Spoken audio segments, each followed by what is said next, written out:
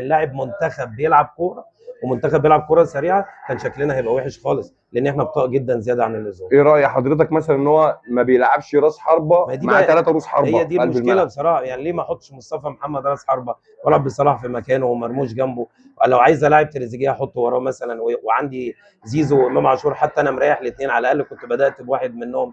ابراهيم عادل في الشوط الاول ما كانش حلو خالص، فشكل المنتخب النهارده كان مش حلو. احنا طلعنا كسبانين لان المنتخب اللي بنلعبه ضعيف، احنا كمان كنا وحشين، بس هم المنتخب اللي لعبه اضعف مننا. لو بنلعب فرقه بتلعب كوره كانوا زعلونا النهارده، كده كده كنا خرجنا. اللي جاي اصعب، لو بالمنظر ده احنا اللي جاي اعتقد مش هنكمل. ما في، انت من وجهه نظرك ان ما فيش تكتيك عند حسام حسن خالص، ما بنلعبش كوره اصلا، ما يعني عملناش كوره وما عرفناش نروح على الجون، ما ضيعناش فرص، ما خلقناش حاجه، ما حدش بيشوط، ما حدش بيلعب بالهيد، مفيش كوره على الجون. احنا بنلعب لعب اللي هو كلنا ما لعب كله في وسط الملعب سمك لبن تمر هندي بصراحه، لكن لا كور ما مفهومه، لا في كورنر بتحس ان في جمله، ولا في فاول بتحس ان في جمله، ولا هم، لا ما في. الجمله الوحيده اللي اتعملت جبنا منها الجول بتاعت صلاح ومحمد هاني، وده كانت احسن كوره اتعملت، واحسن كوره اللي هي كوره مروان عطيه اللي جت